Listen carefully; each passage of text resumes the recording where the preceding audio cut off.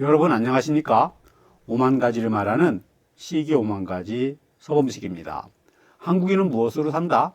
나라에 대한 자부심, 국뽕? 아닙니다. 바로 밥심으로 사는 것 아니겠습니까? 옛날 서양인 선교사들이 조선에 와서 가장 놀랐던 게 우리 조상님들이 밥을 정말 많이 드셨다는 기록이 있습니다. 거의 1리터에 가까운 밥을 한 끼에 뚝딱 하셨다고 하니까요. 우리 조상님들은 먹방에 소질이 있으셨던 것 같습니다. 그런데 여러분, 그 많은 밥을 맨 입으로 다 드셨을까요? 절대로 아닙니다. 밍밍한 쌀밥을 꿀떡 넘어가게 해주는 환상의 짝꿍, 바로 반찬이 있었기 때문입니다. 오늘은 이 반찬 중에서도 밥도둑의 큰형님, 자반에 대한 아주 흥미로운 이야기를 해보려고 합니다. 자반? 그냥 짜기만 한 생선 아닌가요? 에이, 천만의 말씀, 만만의 콩떡입니다. 자반에는 우리 조상님들의 엄청난 지혜와 재미있는 한자 이야기가 숨어 있습니다. 오늘 영상을 끝까지 보시면 오늘 저녁 밥상이 달라 보이실 것입니다. 자, 출발해 보도록 하겠습니다. 우리가 흔히 말하는 자반이 원래는 순 우리말이 아니라는 사실 알고 계셨습니까?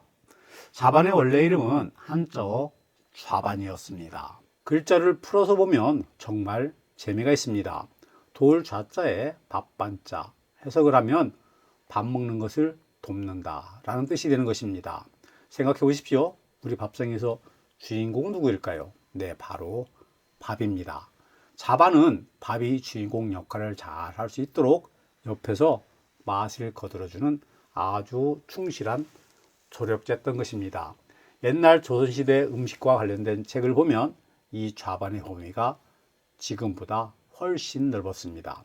지금 우리는 자반하면 고등어가 떠오르지만 옛날에는 소고기나 꿩을 말린 육포, 튀각, 부각, 심지어 콩을 졸인 것까지 밥 곁에 두고 먹는 짭짤한 밑반찬은 다 좌반이라고 불렀습니다. 그러다가 시간이 흐르면서 기름에 튀긴 건 부각이나 튀각으로 독립해서 나가고 말린 고기는 포로 또 떨어져 나가고 결국 자반이라는 이름에는 주로 소금에 절인 생선이나 짭짤한 조림 반찬들만 남게 된 것입니다. 좌반이라는 발음도 편하게 부르다 보니 자연스럽게 자반으로 변해서 굳어진 것입니다. 자반하면 역시 자반 고등어를 빼놓을 수가 없습니다. 특히 안동의 간고등어가 유명합니다. 근데 여러분, 안동은 바다랑 먼 내륙지방인데 왜 자반 고등어가 유명할까요? 냉동시설이 없던 옛날 동해에서 잡은 고등어를 안동까지 가져오려면 꼬박 1박 2일이 걸렸다고 합니다. 고등어는 성질이 급해서 금방 죽고 빨리 상하는 물고기입니다. 그래서 상하는 걸 막기 위해 소금 간을 팍팍 할 수밖에 없었던 것입니다. 그런데 이게 웬일입니까? 안동까지 오는 동안 소금이 배어들고 생선 자체의 효소가 발효가 되면서 감칠맛이 폭발하게 된 것입니다. 생선이 상하기 직전에 나오는 효소가 맛을 가장 좋게 만든다고 합니다. 어쩔 수 없는 선택이 최고의 맛을 만들어낸 셈입니다. 이걸 얼간제비라고도 하는데 간이 아주 적당하게 뱄다는 뜻입니다. 자, 이번에는 생선이 아닌 자반입니다. 바로 도시락 반찬의 영원한 친구 콩자반입니다. 어라, 생선도 아닌데 왜 자반일까요? 자반은 밥을 돕는다 라는 뜻을 가지고 있다고 앞서 말씀을 드렸습니다. 콩자반은 콩을 간장에 짭조름하게 졸여서 밥 반찬으로 딱 좋게 만든 음식입니다. 원래 이름은 콩좌반이었는데 이것도 발음이 변해서 콩자반이 됐습니다. 재밌는 건 지금은 조림 요리를 대부분 무엇 조림이라고 부르고 있습니다. 그런데 유독 이 콩조림만큼은 끈질기게 자반이라는 옛 이름을 간직하고 있다는 사실입니다. 김에 양념해서 볶는 김자반도 마찬가지입니다. 생선이 아니어도 밥 먹는 걸 도와주면 뭐다? 바로 자반인 것입니다. 자, 여기에서 문제 하나. 그렇다면 자반을 한자로 쓸 때 절인 생선이라는 뜻을 가지고 있는 생선젓 자자를 써서 자반이라고 쓰는 게 맞을까요? 정답은 땡. 아니오시다.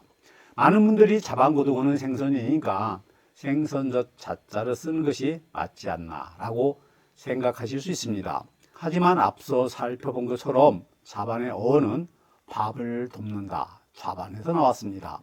만약에 생선절임을 뜻하는 자자가 맞는다면 생선이 하나도 안 들어간 콩자반이나 김자반은 설명이 안 되게 되는 것입니다. 콩을 생선처럼 절인 것 아니니까요. 결국 자반은 재료를 뜻하는 말이 아니라 밥을 맛있게 먹게 해주는 기능을 뜻하는 말이기 때문에 돌 좌자를 쓰는 것이 역사적으로나 의미상으로나 정확합니다.